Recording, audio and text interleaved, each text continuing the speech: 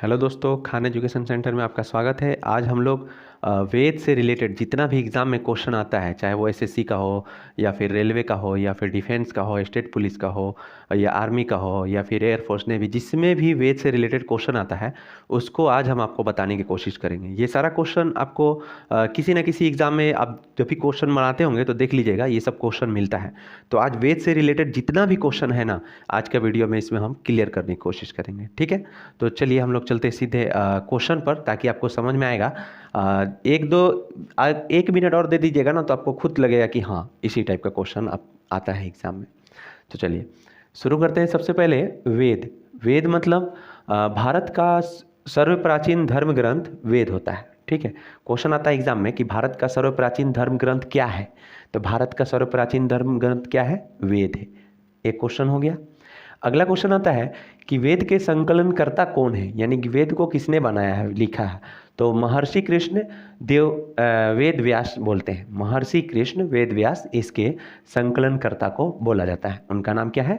तो महर्षि कृष्ण वेद व्यास, वेद के संकलनकर्ता। दो क्वेश्चन हो गया। चलिए अगला क्वेश्चन है, इसमें आ जाता है कि वेद कितने हैं। तो टोटल 4 वेद हैं, याद रखिएगा। टोटल वेद कितने हैं? तो 4 वेद हैं।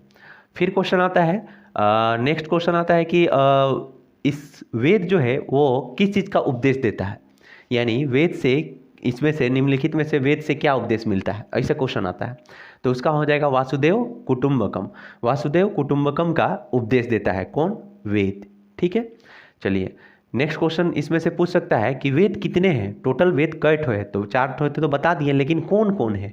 तो इसमें से कौन नहीं है या इनमें से कौन है, एक ठो रहेगा ऑप्शन में, बाकी 3 ठो जगह कुछ और रहेगा। तो याद रख लीजिएगा, ऋग्वेद, यजुर्वेद, सामवेद और अथर्ववेद, 4 ठो वेद होता है। ठीक है, याद रहेगा। चलिए आगे देखते हैं, है कि इन चारों को मिला के क्या कहा जाता है। ये जो 4 को हम पढ़ाए हैं, इसको मिलाकर क्या कहा जाता है? तो इन चारों को मिला के संहिता कहा जाता है। इन चारों को मिला के क्या कहा जाता है? संहिता कहा जाता है। ये भी याद रखिएगा। ठीक है, कि इन चारों को मिला के संहिता कहा जाता है। ठीक है, समझ में आ रहा है? अगर समझ में आ रहा है तो सब्सक्राइब जरूर करिएगा मेरे चैनल को। ठीक है, चलिए नेक्स्ट। अब इस वेद में से हम लोग एक ठो पढ़ रहे हैं, कौन सा? ऋग्वेद। ठीक है, ऋग्वेद पढ़ रहे हैं। ऋग्वेद पहला वेद जो है ऋग्वेद है, सबसे पुराना वेद ऋग्वेद, और सबसे बाद का वेद जो है अथर्ववेद है। ठीक है, संगीत से रिलेटेड वेद सामवेद है। ठीक है, याद रखिएगा, ये सब आगे बहुत पढ़ाएंगे इसके बारे में।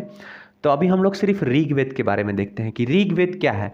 तो ऋग्वेद के पहले लिखने वाले को क्या कहते हैं। तो ऋग्वेद के जो भी संकलनकर्ता थे या ऋग्वेद के जो जिन्होंने निर्माण किया, उसका नाम विश्वामित्र है। विश्वामित्र द्वारा रचित है ऋग्वेद। ऋग्वेद को किसने लिखा इनमें से, ऐसे ऑप्शन में आ जाएगा क्वेश्चन में। तो विश्वामित्र जहाँ भी रहेगा ना, टिक कर दीजिएगा, आपको 1 मार्क्स मिल जाएगा। ठीक है, चलिए बहुत अच्छा। अब नेक्स्ट देखते हैं, ऋग्वेद के क्रमबद्ध ज्ञान के संग्रह को क्या कहा जाता है। क्वेश्चन आ जाएगा कि ऋचाओं के क्रमबद्ध ज्ञान के संग्रह को क्या कहा जाता है। तो ऋचाओं के क्रमबद्ध ज्ञान के संग्रह को ऋग्वेद कहा जाता है। ऋचा मतलब मान लीजिए कविता। ठीक है, पोएम कविता मिला के, बहुत सारा कविता मिला के एक वेद बन गया जिसका नाम है ऋग्वेद। तो ऋचाओं के क्रमबद्ध मतलब एकदम असेंडिंग ऑर्डर, अरेंजिंग ऑर्डर में अरेंज करके अच्छा से, कि एक दूसरे से कविता जो है एकदम मिलते जा रहा है। तो ऐसे ऋचाओं के क्रमबद्ध यानी कविताओं के क्रमबद्ध ज्ञान को अगर हम अपना भाषा में समझाना चाहें, जो आसान भाषा है, तो ऋचा मतलब हो जाएगा कविता के रूप में। ठीक है, पोएम के रूप में।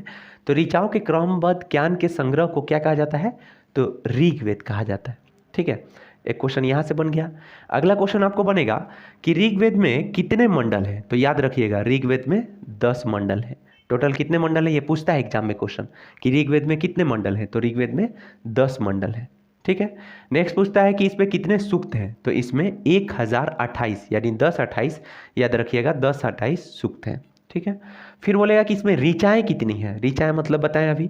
तो ऋचाएँ कितनी है, पोएम या कविता के रूप में जो है वो कई ठो है। तो 10,462 कविता या पोएम के रूप या ऋचा बोल सकते हैं कि 10,462 ऋचाएँ हैं। तो ऋग्वेद में कितनी ऋचाएँ हैं, अगर ये पूछेगा तो आपको ये वाला क्वेश्चन का ऑप्शन आपको टिक करना होगा। एक यहाँ से क्वेश्चन बन गया। अगला क्वेश्चन है कि इसके ऋषि को क्या कहते हैं, मतलब ऋग्वेद जो पढ़ता है उस ऋषि को क्या कहते हैं। तो याद रखिएगा, सब ऋग्वेद के पढ़ने वाले ऋषि अलग अलग नाम से जाने जाते हैं। तो इस ऋषि को यानी ऋग्वेद के पढ़ने वाले ऋषि को होत्री कहते हैं। क्या कहते हैं? होत्री कहते हैं। ठीक है, चलिए नेक्स्ट क्वेश्चन क्या बनेगा कि इसका तीसरा मंडल में क्या है। तो इसका तीसरा मंडल में सूर्य देवता सावित्री को समर्पित प्रसिद्ध गायत्री मंत्र है। यानी कि सूर्य देवता, क्वेश्चन आता है कि सूर्य देवता सावित्री को समर्पित प्रसिद्ध गायत्री मंत्र किस मंडल में है। तो आप बोलिएगा तीसरा मंडल में है। तीसरा मंडल में क्या है? तो सूर्य देवता सावित्री को समर्पित प्रसिद्ध गायत्री मंत्र है। ठीक है, इस टाइप का भी एग्जाम में क्वेश्चन आता है। अगला क्वेश्चन आता है कि इसका 9वां मंडल में क्या है। तो देवता सोम का उल्लेख है। 9वां मंडल में क्या है? देवता सोम का उल्लेख है। देवता सोम का उल्लेख किस मंडल में है?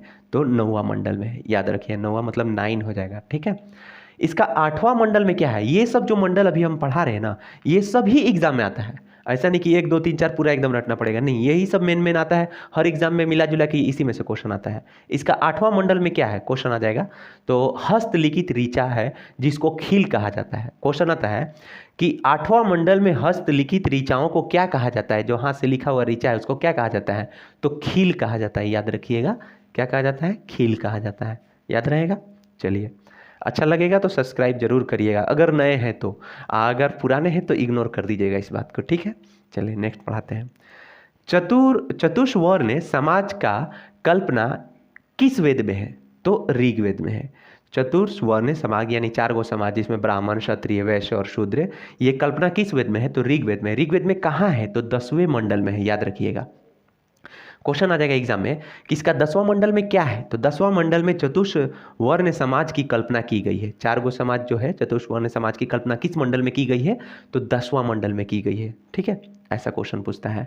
और नेक्स्ट क्वेश्चन ऐसे पूछता है कि ऋग्वेद में एक शब्द अधन्य शब्द का यूज किया गया है, वो किसके लिए किया गया है?